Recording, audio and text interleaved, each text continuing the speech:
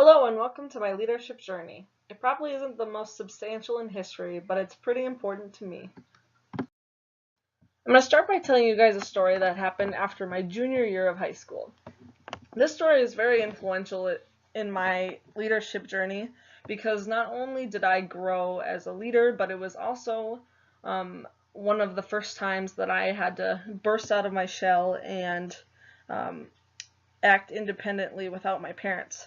So this was my first flight on my own. I flew all the way to Washington, D.C. from Minneapolis, Minnesota for the first time, and that was quite an interesting experience. And I was chosen to do this because I served as a student representative for my high school's FFA chapter to learn leadership skills and bring them back to my FFA chapter. So my high school advisor must have seen something in me at the time because I got this excellent opportunity to work with students from across the nation. As you can probably see by my face in this picture, I was a little bit overwhelmed when I arrived in DC. I was amidst a pool of 400 other students who were there for the same purpose I was, but I didn't know any of them except for one other student from my high school named Trent. But unfortunately, we weren't put in the same leadership group, so I didn't know anyone almost the whole trip. So I had to serve as an explorer and a liaison for the people back home, going and finding new perspectives and new information from people that had different experiences than I had, and take my own interpretation and bring it back to the chapter to show them what I had learned. Now, of course, this trip wasn't all about business. It was a little bit about pleasure. We got to see a lot of cool monuments in Washington, D.C., but I also got to make a lot of new friends.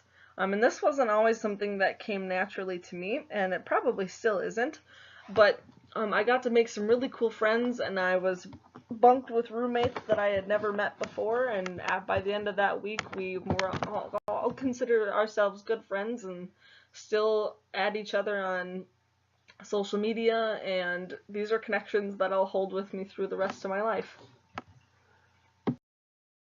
In the most literal sense, I was a leader because I was appointed this opportunity by my advisor back home, but I also think that I did my best to serve those members that were relying on me to bring them new information, and grew myself as an individual. Every great individual comes from humble beginnings, and well, here's mine. 9-year-old me in my favorite neon green polo, unibrow still untouched, leading my first fair calf named Weezer.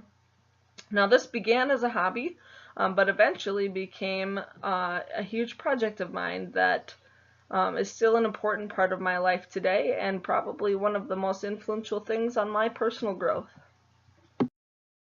Now I could talk about this for on and on and on and on, because there's so many elements that go into it, but just to summarize it as quickly as I possibly can, everything that has to do with our breeding operation with our cattle is cooperation between my dad financially and my brother and I, between planning and organization and the actual technical skills of doing the breeding and the phenotyping and genotyping of our cattle, and then selling and making money. But it's all about cooperation and organization, and a lot of conflict resolution between those involved, especially when working with family, but has turned into one of the biggest projects that are in my life outside of school, and this was my livelihood. I didn't play sports, and I wasn't a video gamer. I wasn't necessarily a normal kid in high school. This was my passion. At a glance, this whole process might sound a lot more like striving for personal success and winning, but in reality, it's all about teamwork. None of these accomplishments could have been done by Sam, myself, or my dad on our own. It required our blood, our sweat, our tears, long hours in the barn, early mornings, missing out on hanging out with friends in order to be able to put in the time and the effort that it took to make our little project into a business. And that's not what you see when we post on social media about our successes. You'll see this picture of a shiny trophy and something physical or tangible like that, but in reality, the things that we benefited from the most were the things we learned and the experiences that we had. And the relationships we made and the compromises that had to happen to make all of this possible. And finally, to conclude this presentation and tie these two stories in a pretty little bow, I can kind of connect them with one of my accomplishments in life, where I got to serve as a Wisconsin State FFA officer. And I would consider this one of my greatest accomplishments simply because this is when I truly got to embody the role of a leader.